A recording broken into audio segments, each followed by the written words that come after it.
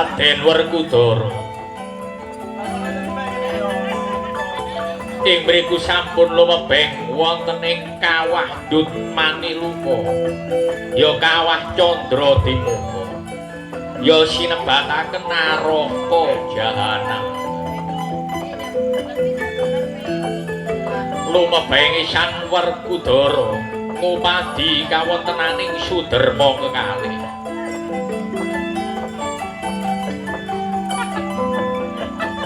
ingkang nyala wedi tumrap kananing Sang Bratasena awit Sang Bratasena manggalih ladyalah geni ingkang mengampar-ampar wonten ing dununge Kawandut Maniluka sinebataken Sang Bratasena menika siswa-siswaning pukulun Bathara Bayu rikala semana pramila tan ngraosaken panas den ubek-ubek kananing Kawah Candradimaka sekeng jalma ingkang nandhang luput dintas lawan Bratasena saya dangu penduduk neraka jahanam menika saya suda awit dipun tas lawan Bratasena ya Raden Werkudara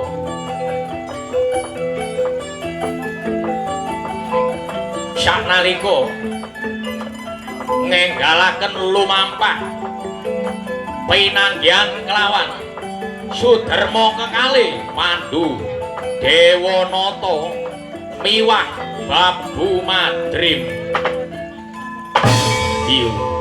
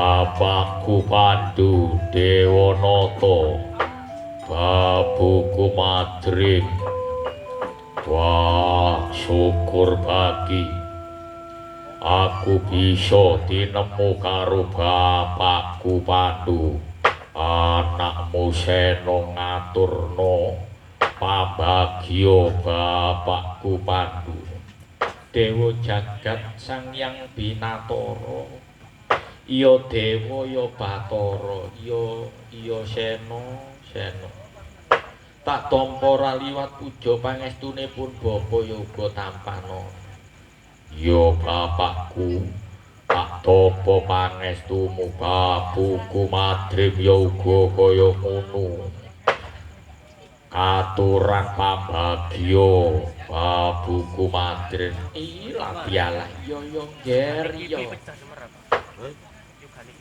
tak tampa kanthi bungah putraku bapakku Pandu Sena slirane kok ana kawandut maniluka kene ana perlu apa mongko menawa pun bapa iki Mas padakno kok kaya-kaya Sena iki durung tumekaning palastra kasunyataning ki badan raga ya badan kasar tupi kok ya ora krasa panas Sena wah ya bapakku Pandu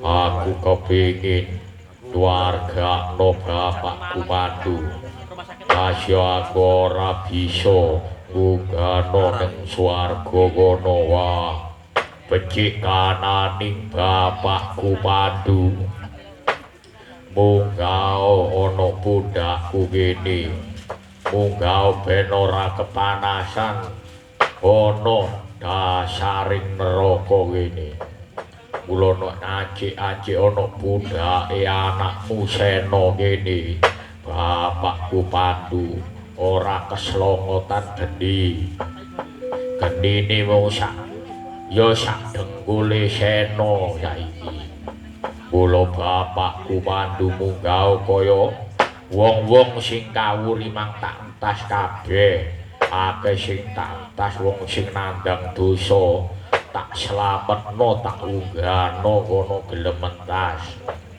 mula nek iki terus menerus aku ana kene bala ben kananing Sena iku digawe pacikan wong sakmono kae cek munggah mentas saka dening kawandut maniluka kene mula bapakku Pandu munggah ana pundhake anakmu Sena bapakku Pandu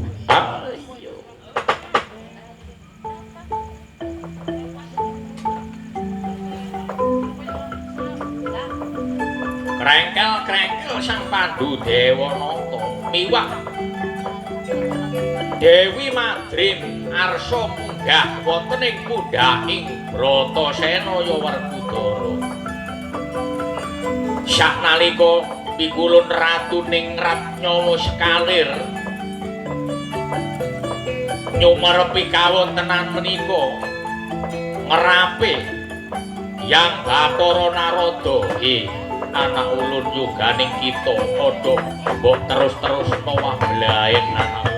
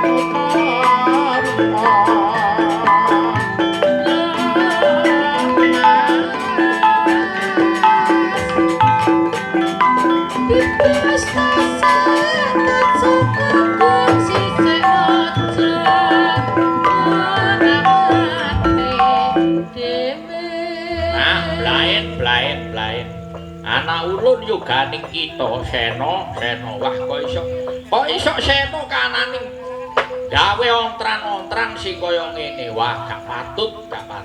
Ah, Yayi Guru kados pundi Yayi Guru? Niki kok genah-genah dhewe Yayi Guru. Iya bapakku pendek karepmu ya apa? Anak ulun yoganing kita yo bapakku ratuning Rat Jawa sekalir karepmu ya apa? Ngene yo. Tak turuti kekarepanira kekarepaning Bratasena ya Werkudara sing mbok karepno wah ora tega lalenggono bapakku Pandu bajrut ana kawah Dut Maniloka kula nek kenek diganteni ben kananing anakku Sena sing ana kene karben bapakku Pandu lan babuku Madrip entasna saka kawah Dut Maniluka kene karben Sena sing ana kene kados pundi Kakang nah nggih duka Yai ini ya Sena Sudermanira iku den banjrut ana kawandut Maniluka iki tan ana sababe ngono ora bakalan den cemplungno Dut Maniluka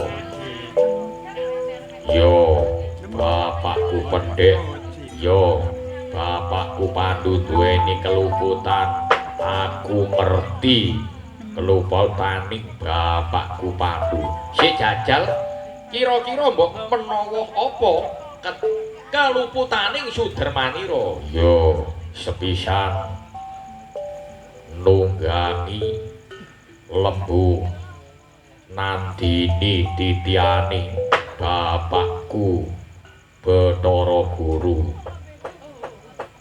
angka loro mateni Pandhita Ki Mindana sing embacaya dadi kidang rikala semana nanging senajan utawa lupute kaya apa tetep Pandu Dewanata iki bapakne Sena kula tak gantenani bapakku Pandu ben kanane anakmu Sena sing ana kene merga ngene bapakku ratuning Ratnyawa sekalir aku nemoni mulya lamun wong atu aku durung mulya nah niki kados pundi Yai pancen nggih tekade Sena kados mekaten iya wis yen kaya ngono Sena apik tekadira jeneng kita tak turuti upama Sudermanira Pandu ndak entas wah ya tasem saiki tasem bapakku Pandu Dewanata nek mbok entas-entasem saiki ben kananing Sena ana kene ora Sena iki dina jeneng kita mudhuna maneh ana Mayu Mercapada jujuga ana kayangan Sapta Pertala ya merga iki kahanan iki genting garwanira ya Dewi Nagagini dina iki bakale babaran yaiku nglairno ponang jabang bayi Sena ya iki oleh-olehane anggenira teteki ya uga tetapa lan lelaku sing kaya ngene iki ulun pesen mbok menawa lair ponang jabang bayi saka guwa garbane garwamu Ni Dewi Nagagini mijila kakung tak wenehi tenger Raden Antarja iku titipan ulun. Mula saiki bali ana Marcapada Jujuka kayangan Sabta Pertala kantin garwanira Dewi Nagagini. Wah, nek kaya ngono ya bapakku Ratuning Ratnyawa Sekalir, bapakku Pandunggahna Tasna saka kene anakmu pamit tak junjung kayangan Sabta Pertala.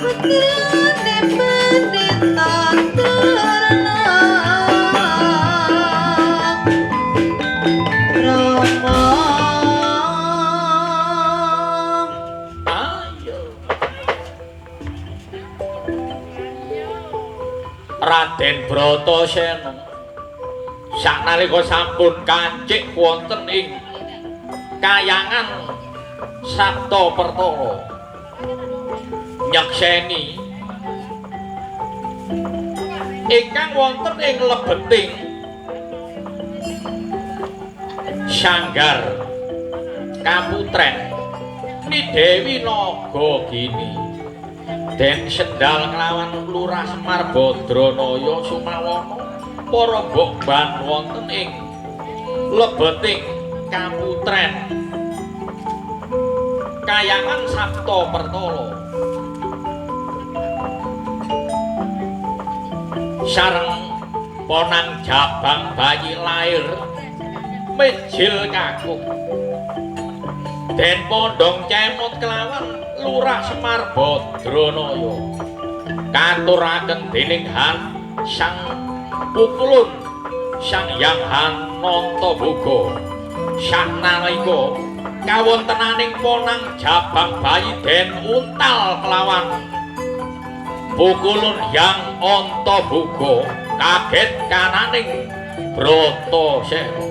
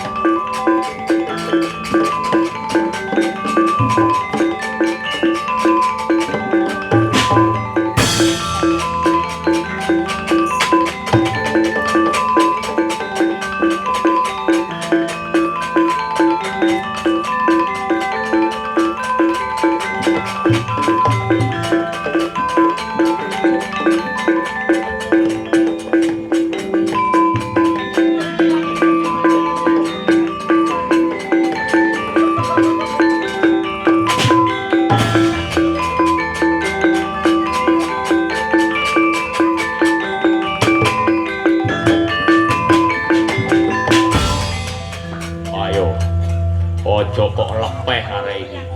Ojo kok lepeh arek iki. Kon kok tak sudet berabiamu brodol. Kon gak bathok-bathok nek gak bathok putumu dhewe kon. Ayo. Ojo kok lepeh arek iki. Ojo kok lepeh arek iki. Sito tak etet-etet kon. Tak beteti ana kene kon kok. Kok dalah dhisik seno. Kok tala dhisik Seno. Culno tala culno. Wah, kowe lepen arek iki. Ini lho kok tak kandhani Seno. Ndak kandhani kon. Iya apa? Tak lukari titik tapi kon gak tak culno. Ini lho Seno. Ya ngene iki aku iki nek dadah ponang jabang bayi ku. Anak-anakku kabeh nek lahir yo tak dadah. Yo ngene iki caraku dadah. Oh, kok dadah. Iya, Seno, wis tak menengo. Nggih kok tak rutune ana segara kidul kono. Tak rutune ana segara kidul kan. Kono, Seno. Wah, kok tambah ngawur kono aja kakean pola kon. Arek kait lahir kok cebulno segara. Wis ta lah, Seno. Menengo Seno. Ayo.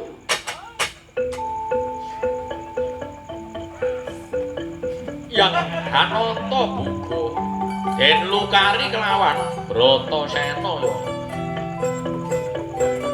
Sang Werkudara saknalika pecolot wonten ing nginggili segara kidul ponang jabang bayi. Den medhalaken saking dubure Yang Antaboga kini Pandhawa wonten ing segara kidul saknalika dadosaken giri-giri kagara-gara segara kidul umep segara kidul dadi tawa.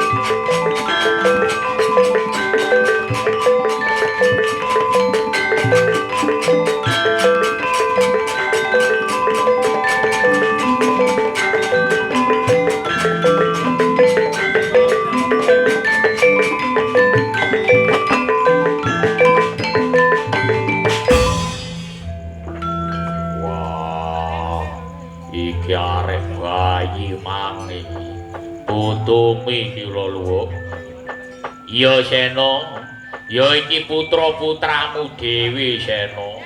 Lair kakung. Wah, kok ya wis gedhe, kok ya wis Jaka Kumala Kara kene.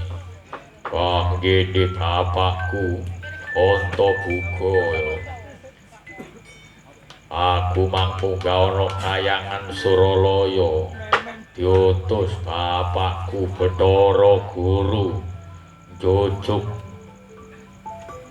yaiku kayangan Sabta Pertala kene merga iki sing bakal nglairno ponang jabang bayi.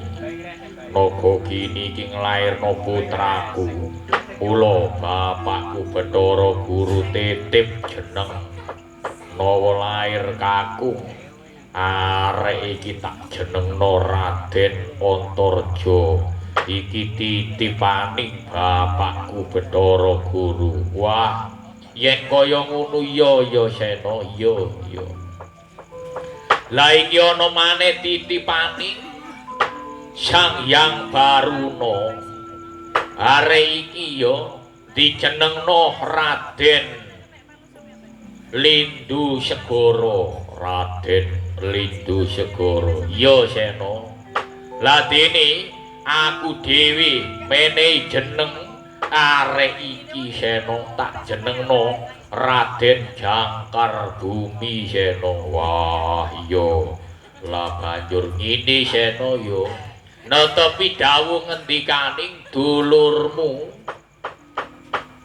Bathara Krisna sing bisa ngentasi karya nyingkrihna klilip ana ing kayangan Sapta Pertala kene ora liya putramu dhewe ya Raden Antarja iki Sena. Wah, nek kono kaya ngono ah.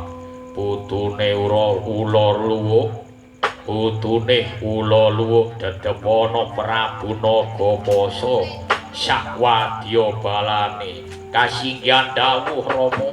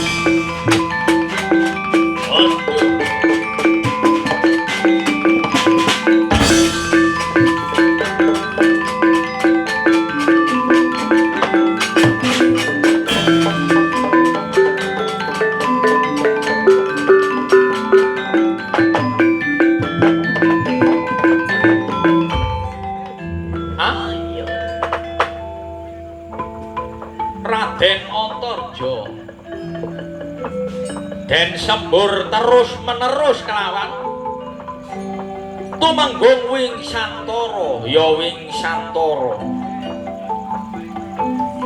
saya dangu upas racun ingkang dimedal saking hanggane sang tumenggung wing santara saya dangu saya telas kananing wisa sanalika imut kawontenaning Raden Wingsantara nduk rikala semanten den wejang lawan Sudermanira besok mbok menawa ana salah sijining jalma sing kuat nadai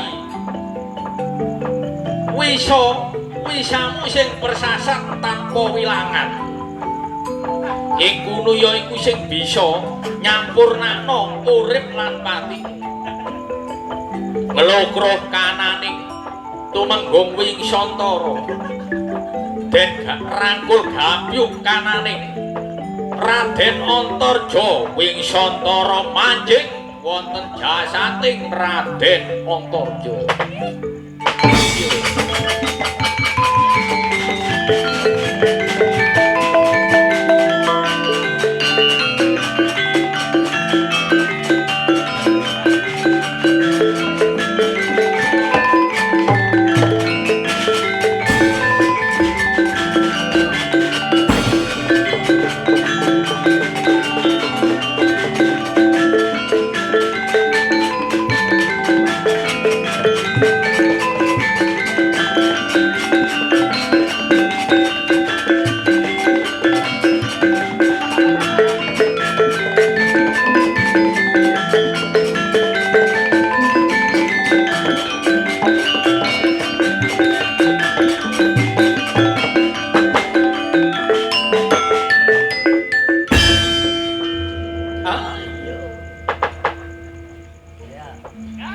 Raden ya Sang Prabu Nagawasa majeng wonten ing palagan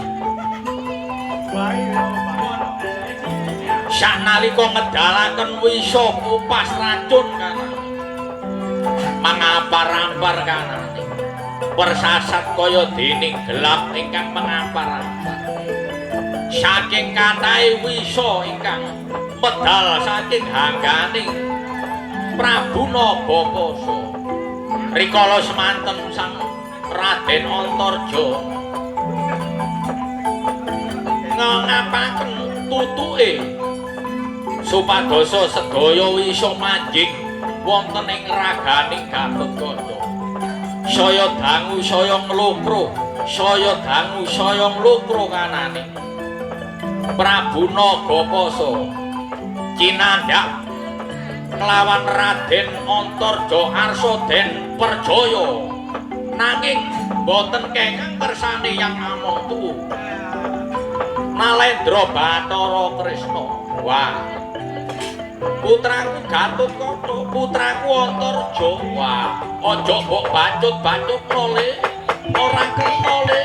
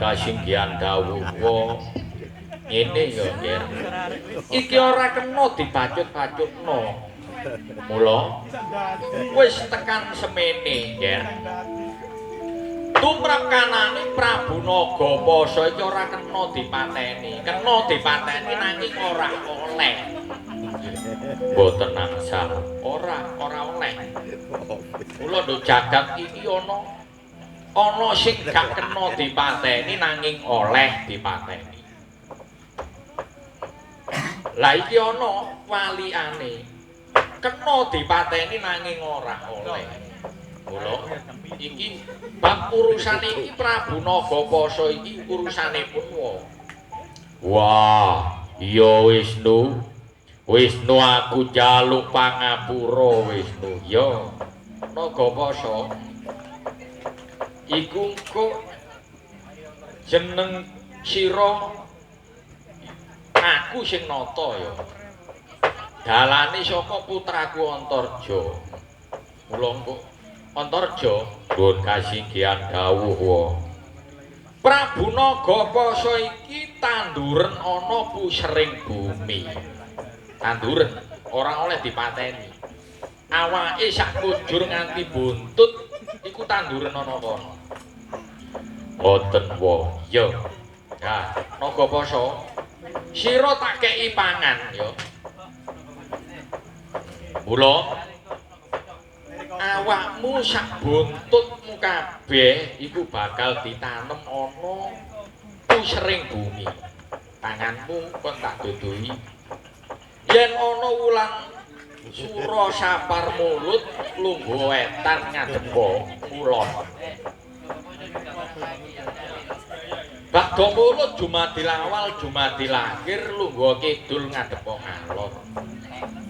Rejeb ruah poso lungguh kulon ngadepa ngetan. Yen ana wong mara ngulon sak wayah-wayah yaiku dadi panganmu. Sawal selolan besar lungguh lor ngadepa ngidul.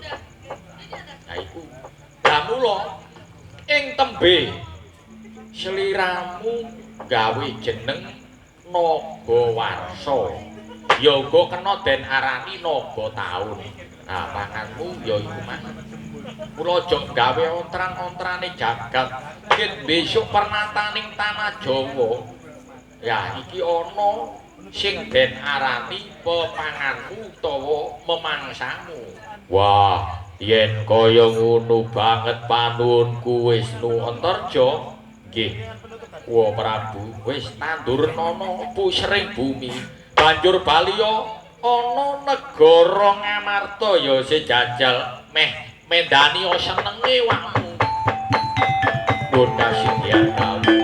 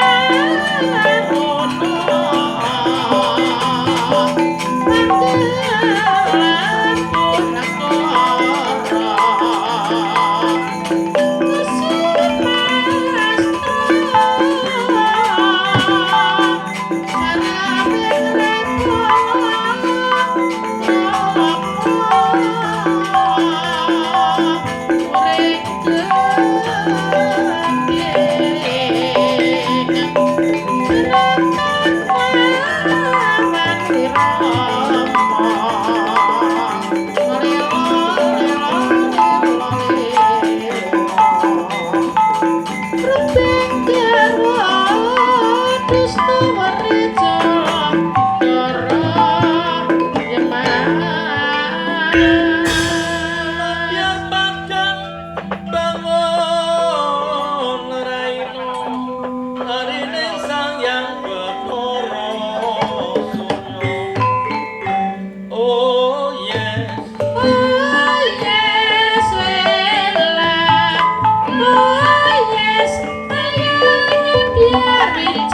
jambu ayo sabar kesusu. Duh, Yayi Prabu, Yayi Prabu. Nuwun kasinggihan perang.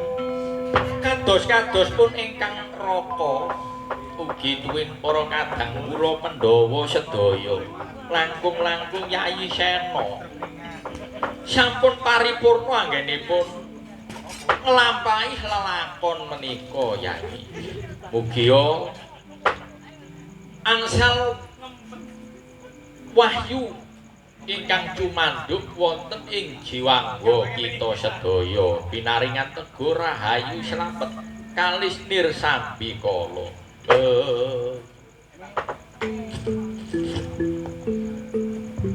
Rambung sabdane Sri Nalendra Bathara Kresna.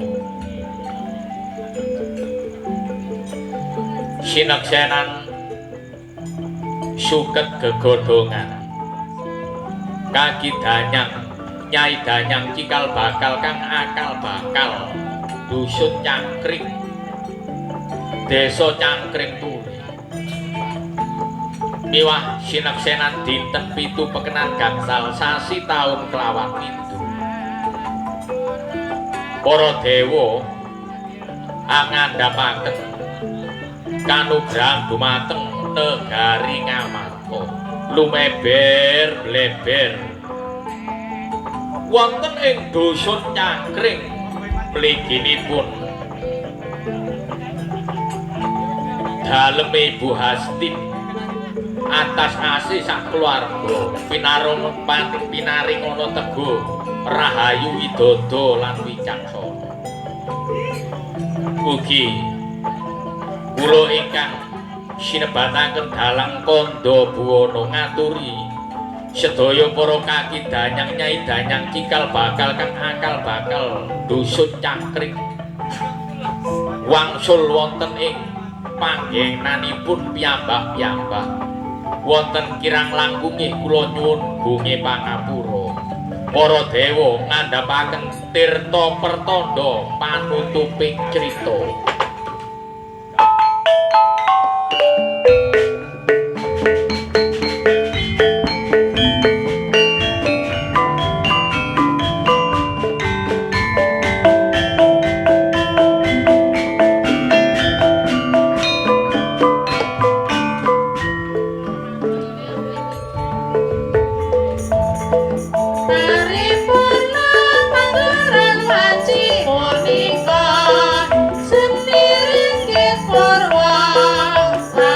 Mutiara